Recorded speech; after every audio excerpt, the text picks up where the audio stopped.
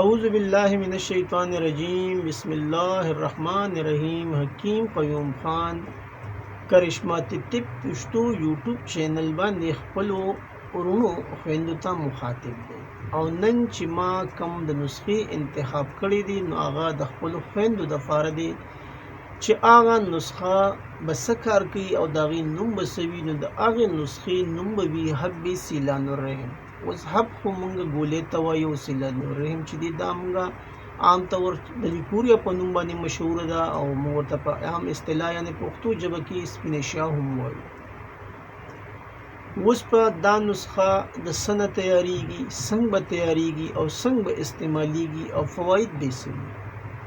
دا نسخه به په 4 مرحلو کې تاسو ته بیانیږي او هر مرحله به تاسو په تفصیل سره اورئ. نو بیا به تاسو ته د دې نسخې په تیارولو کې هیڅ قسمه څه مشکلات نه وي. خو که چیرې تاسو ویډیو سکیپ کوئ او هغه نه ګورئ په صحیح طریقې سره، نو بیا به د دې نسخې په جوړولو کې ضرور تاسو ته څه مشکلات مخې ته هم راځي او تاسو بیا تپوس کوئ، کومنټ پکوئ.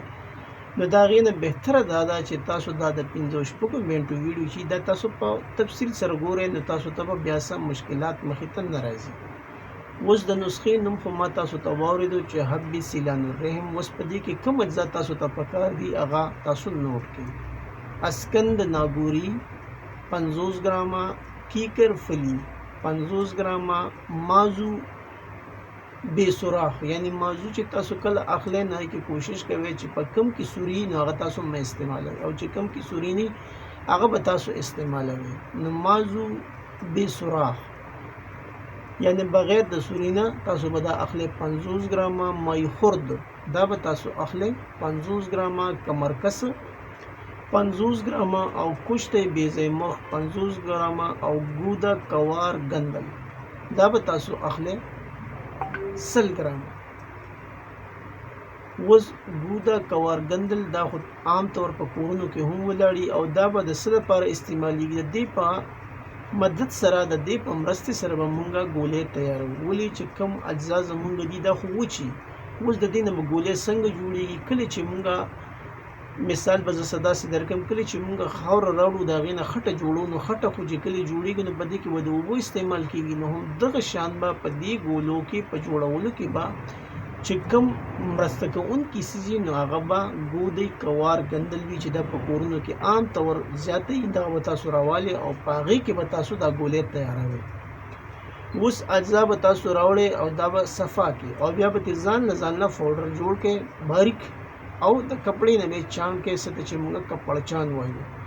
او که کپړه نه وي بیا کوم په دې کورونو کې اکثر ورته موږ دا میده بیز وایو، د هغې نه تاسو چاڼ کړئ. چې کله دا تاسو چاڼ کړ نو بیا پکې دا کشته بیزه مرغ ور واچئ. ولې چې دا مکمل کشته وي، د دې ټکولو ته ضرورت نه دا پکې تاسو په آخره کې شامل کړئ. او چې کله تاسو دا شامل کړه او خم مکس کړه د یو بل سره دا ټول څیزونه، نو بیا به ګودې کورګندل راوالئ او په دې کې به د دې نه یو پیسټ جوړ شي، د خټې په شان به یو پیسټ جوړ شي. او بیا به تاسو څه وکئ؟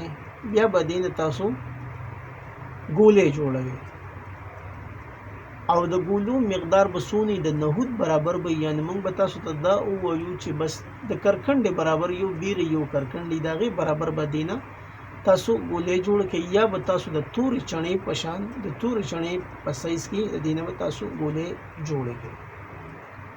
نو دا و د دې د جوړولو طریقه.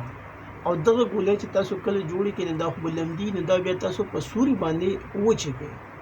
چې کله وچې شي نو دا بیا تاسو په یو بوتل کې محفوظ کړئ. خو چې کله دا ګولې وچې شي هله نو دا به تاسو محفوظ کړئ. ستاسو سره حب سیلان الرحم تیار شو. اوس درېیمه مرحله زمونږ د استعمال ده چې دا به مونږ په څه طریقه استعمالوو. نو دا به مونږ استعمالوو د یوې ګولې نه تر 2 ګولو پورې سار او ماښام د پیو سره. اوس کو د لیکوریا مسله زیاته وي، د ډېر ټایم نه وي او مشکلات ورسره زیات وي، یعنې هغه لیکوریا چې د هغې سره سوځېدل هم وي، هغه بدبوداره وي او د هغې سره خارښ هم وي، یعنې خارښ ورسره زیات وي او بعضې ټایم ورسره درد هم وي. نو د هغې دپاره به بیا دا مونږ 2 ګولې سار، 2 ګولې ماښام د پیو سره د خوراک نه پس